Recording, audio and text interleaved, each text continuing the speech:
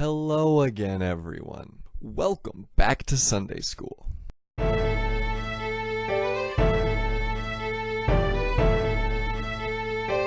we tune into KOFK News, let's run through some stuff. Do you remember what happened last week? We're talking about how God passes his promise through the Bible. Stop, don't you throw a football. Put that down. Put it down. Football down. Right now. We're talking about a man named Joseph. And last week we talked about his 10 older brothers who sold him into slavery. Now, if you remember, after they sold him, they lied to their father Jacob, saying Joseph had been killed by a wild animal. We had a guy who got points across who was crying with Jacob.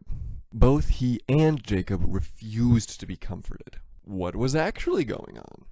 Joseph was on his way to Egypt with a caravan of Ishmaelites. Let's tune in to KOFK News to find out what's going on next. KOFK News, Stories That Matter. Welcome to KOFK News, Stories That Matter with this guy who filled in when we had no budget. Welcome to KOFK News, channel 777 at 8:17. I'm this guy reporting from absolutely nowhere. Today we're whoa, what's going on? I think we've become animated. I don't know. Tell the story, I suppose.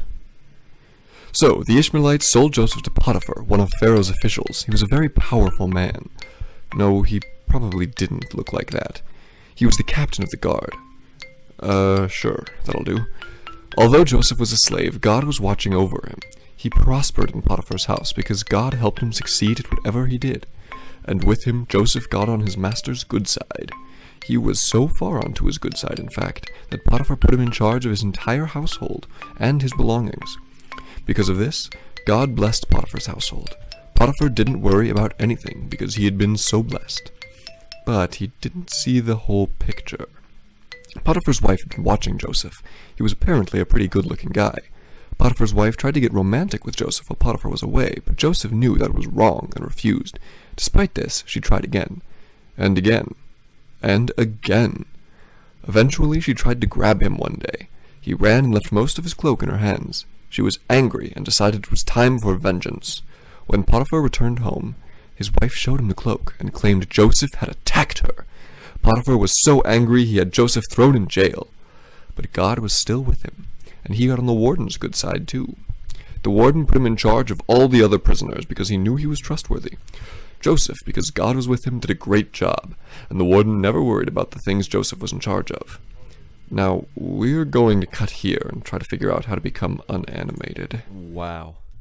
That's crazy. Can you imagine that situation? Luckily, Joseph was faithful to God, even if it was hard to do.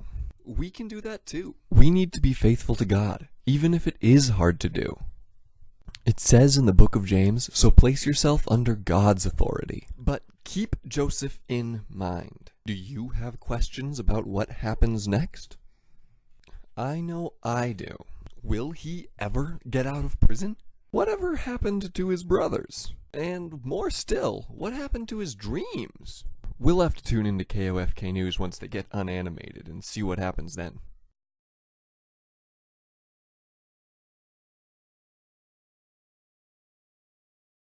His 10 older brothers who sold him into slavery.